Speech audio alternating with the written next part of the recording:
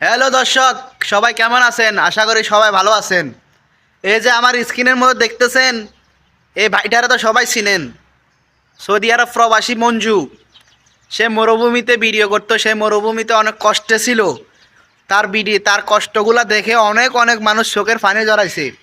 সে বলছে তো সে দেশে গিয়ে দালালকে গান শোনাবে। আর সেই মঞ্জুই এখন দেশে গিয়া দালালি শুরু করে দিছে। সে এখন একটা এজেন্সির মাধ্যমে সে চুক্তিবদ্ধ হইয়া সে এখন দালালি শুরু করে দিতেছে। সে নাকি সৌদিতে শ্রমিক পাঠাবে।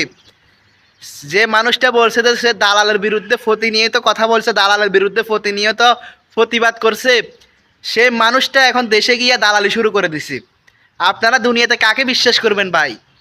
যে মানুষটা প্রতিনিয়ত মরুভূমিতে এক টুকরো মাছের জন্য হাহাকার করছে, একটা মুরগির জন্য হাহাকার করছে, মরুভূমি ঘুরছে, ওটা লাথি খাইছে, অনেক কষ্টে ছিল যার জীবনযাপন, যে মানুষের কাছ থেকে খুঁজে নিয়ে খাইছে, অনেকে তাকে নিয়ে সাহায্য করছে, অনেক প্রবাসী ভাই তার কাছে গিয়ে তাকে মাছ মুরগি বিভিন্ন ধরনের খাদ্য, মুড়ি চিড়া এগুলা নিয়ে তার কাছে পৌঁছে দিয়েছে।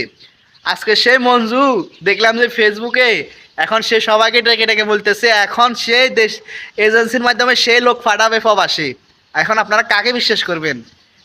কাকে বিশ্বাস করবেন আপনারা? আমাদের দেশের বাইরেরা কিছু কি করে, একটু ভাইরাল হলে সে ভাইরালের সুযোগটা নিয়ে কিভাবে মানুষের সাথে প্রতারণা করবে সেই চিন্তা ধান্দা শুরু করে দেয়। এ মঞ্জু সেই দান্দা শুরু করে দিচ্ছে। তো সবাই এসব দান্দাবাজদের থেকে, এসব প্রতারকদের থেকে দূরে থাকবেন। সে প্রতারিত হয়েছে, এখন সে বলছে দেশে গিয়ে গান শোনাবে, কিন্তু সেই গান না শুনাইয়া এখন সে অন্য মানুষকে প্রতারণার জাল বিছাইতেছে, কিভাবে তার জালে মানুষ আটকা পড়বে এবং সে কিছু টাকা পাবে। মোটামুটি এজেন্সির মাধ্যমে সে কিছু টাকা পাঠাবে, যেহেতু সে একজন ভাইরাল পারসন। সবাই এসব প্রতারকদের কাছ থেকে দূরে থাকবেন। নিজের জীবনটা নিজে নষ্ট করবেন না। সবাই ভিডিওটা বেশি বেশি শেয়ার করে দিবেন। আল্লাহ হাফেজ।